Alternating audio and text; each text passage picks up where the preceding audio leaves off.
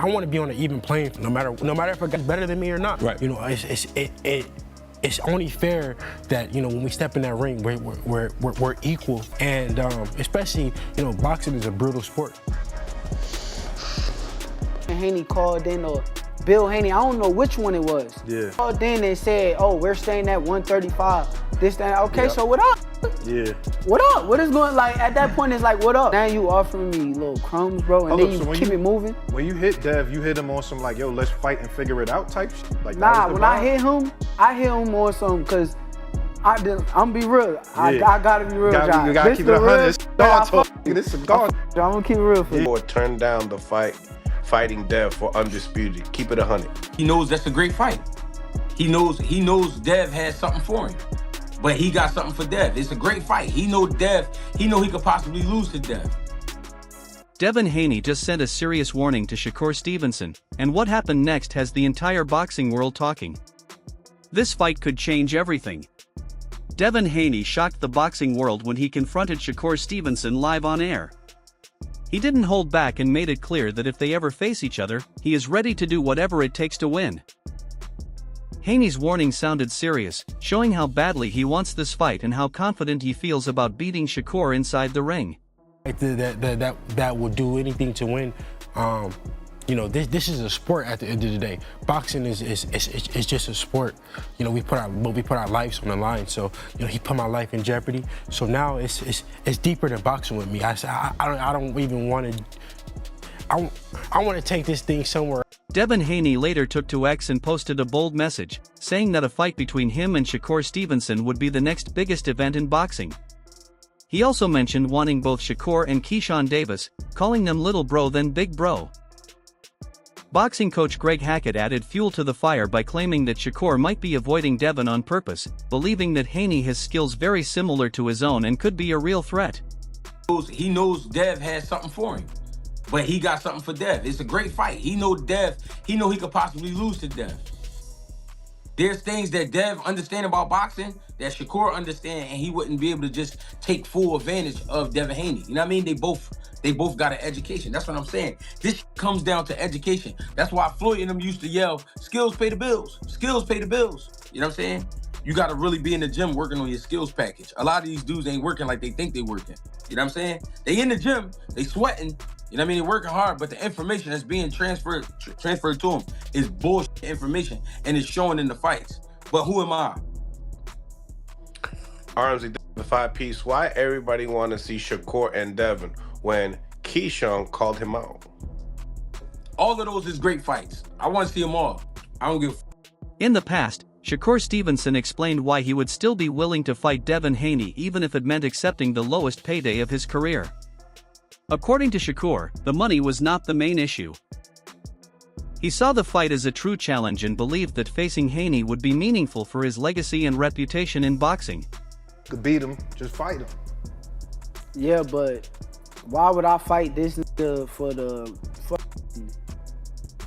least money that I could get when it's like, okay, cool, fuck it, let's go through the WBC, because that's what I did, that they trying to ignore. Right. They gonna ignore that whole part. I said, fuck WBC, y'all do y'all job, enforce the fight, and we gonna do it that way. They gave him the deadline to figure out was he gonna fight me or fight Regis. That man decided to move up. Yeah. But I really made the WBC do their job. That's what it really came down to. And whatever percentage that they was gonna offer, that's what it was gonna be at the end of the day. So if they would have came back and said 75-25, would you I have would have had taken? no choice.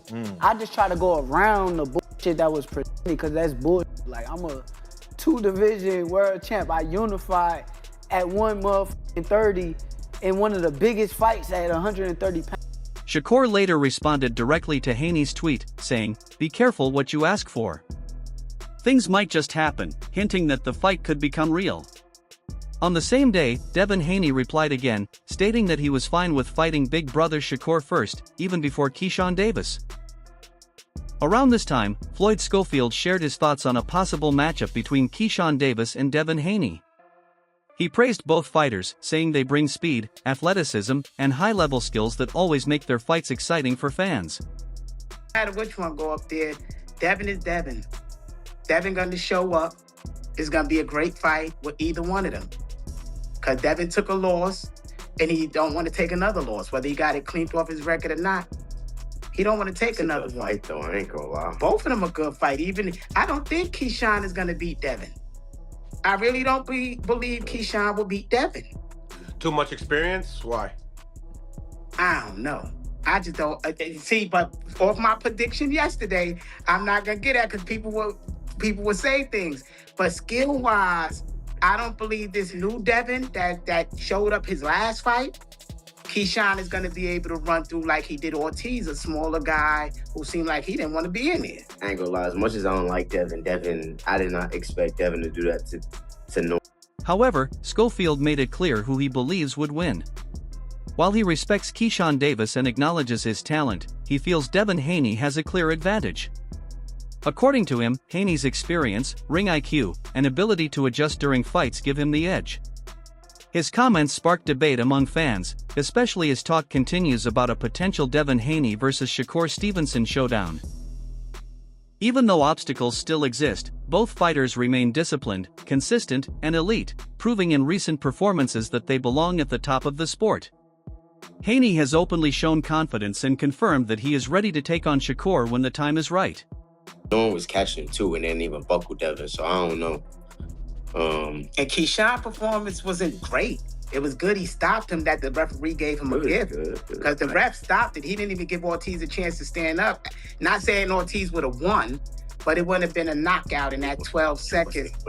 No, that's what I'm saying, but it wouldn't have been a knockout. The ref gave that gift. He didn't even get his man the count to get up to 8. So, or to 10. So, I don't know. I would want to see the Keyshawn and Devin fight. Key do got some dog in him, so I would like to see that. I like the new version of them though. I like the God more in it. The maturity of seeing them grow up as fathers.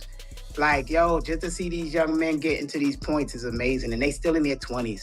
So I can imagine them in their 30s.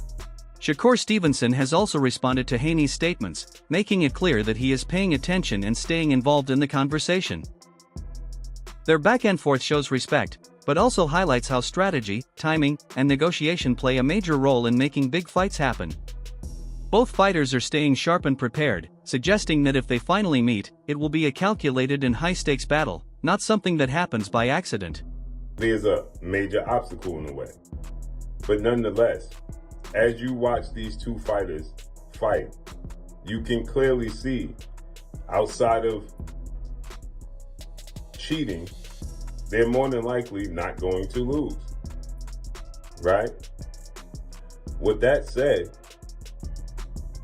Devin Haney immediately responds to Shakur, Shakur responds to Devin, right? Again, we had the initial 4 kings. It was Devin, Ryan, T.O., and Tank Davis, right?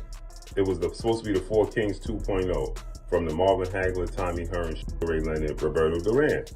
Keyshawn Davis has openly shared his motivation for wanting to fight Devin Haney. For him, it's not just about one fight, but about championships and legacy.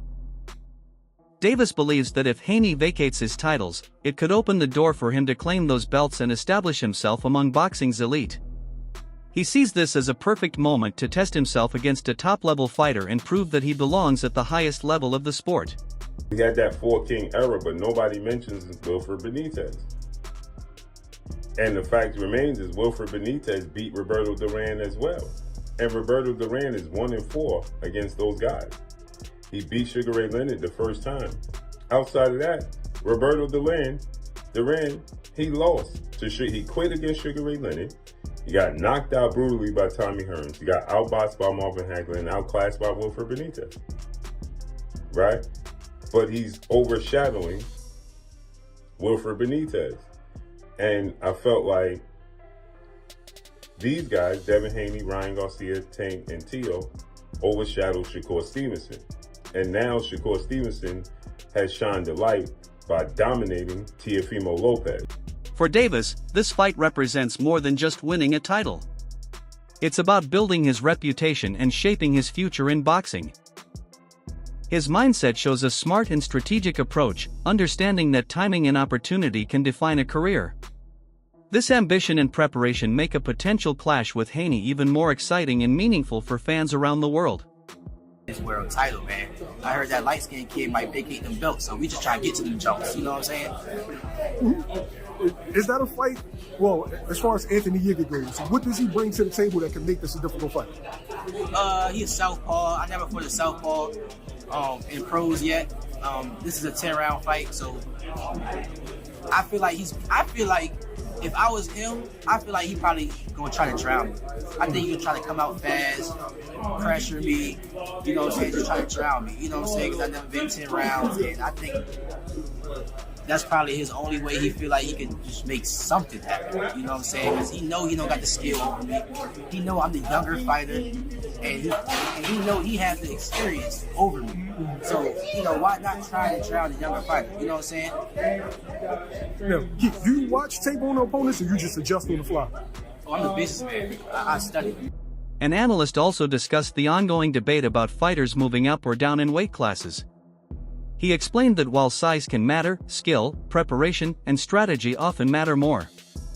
Using examples like Andre Ward and Sergey Kovalev, he showed how experienced fighters can overcome differences in height, reach, and power through smart training and tactical execution.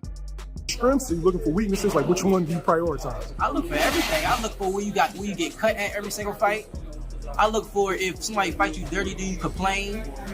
I look for all that shit. Everything that's a weakness, I'm gonna use to my advantage. I like it. Prediction for the fight. I'm gonna knock his ass out. He's getting up out of there. He's getting up out of there. If y'all gamble respect on that shit, I'm gonna get his ass up out of there. You referenced Devin Haney possibly vacating the belts. Yeah. Do you think after you get a belt, you'll eventually see him at like 140, 147? I was about to say oh, hell yeah. Like, I'd love to go to 140. Like, after I won my first world title, 35, I defended one time. I would have no problem going to 140 and test the waters out there and becoming champion at 2 different weight classes, just holding that shit down. Because I know I can do it. All right, so give me your hit list in order. Because you've been going at it with Frank, you've been going at it with Dev. The analyst further pointed out a mindset issue in modern boxing, where fighters often complain about opponents being bigger. He argued that this thinking can be misleading because fighters who stay near their natural weight and focus on nutrition, conditioning, and recovery often perform better. He also mentioned Shakur Stevenson's willingness to fight above his usual weight, noting that size differences can be managed with the right preparation and mentality. In the end, elite fighters succeed by mastering fundamentals, staying disciplined, and approaching challenges intelligently, not just by relying on physical size. You fight Conor Ben, you'll fight Devin Haney. So I'm like, I will fight Devin Haney. Give me the same shit that Conor Ben that I'm asking for with Conor Ben. That if they accept that, then. So you saw that made someone else fight him, drained in your words, looking dead, and you said, I want to do that too. I would do that if I fought Devin. If Devin come in dead and drained, then why would you want that? People just hate on me so much to where they want me to act like I'm contradicting myself. They want me to feel like I'm saying something out of the ordinary, but no, I'm saying something that's facts, bro. This is not my weight class. I'm not moving up to 47. Y'all keep asking and begging for me to move up to 47. I told y'all I'll go there for Conor Ben, bro. That's what I told y'all. Other than that, why y'all just on my dick. That's how I look at it. Now let me play with Andre. Fighters comment about weight, like what a fighter is the night of the fight. He's bigger than me than I ever have in my life. And my thing is like, I wish you would come in 20 pounds over what you came in at 20 hours or 24 hours. I wish you would. Kovalev came in, I'm looking at my child. I wish you would. All that means is you took off a lot of weight and your body rebounded. And yeah, I'm gonna get all that up out of you. I'm gonna make you feel the weight loss. And chat, if it's a difference between like Ward and these boxers today, put a 1 in the chat. This is why I love Ward, bruh. He always was on that. Yeah. You gotta stand up under that. Yeah, that come with. So Devin Haney calls him out. Yeah, me and Shakur be the next super fight. But he says, I want to fight his little brother, who ironically is only 27, 28 years old, right? This is what the sport is supposed to be. He's talking about he wants to fight Shakur's younger brother, little brother, first, who called him out after his fight the same night Shakur fought, which is former WBO lightweight world champion, superstar boxer, Keyshawn the Businessman Davis, who has 14 wins now, no loss, no draw, 10 wins by way of knockout.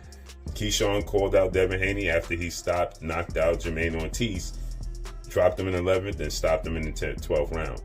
He said, when asked, what's next? He said, I want Devin Haney. Devin Haney says, I want to fight Keyshawn the Businessman Davis. As I said yesterday, he fights and beats Keyshawn, then guess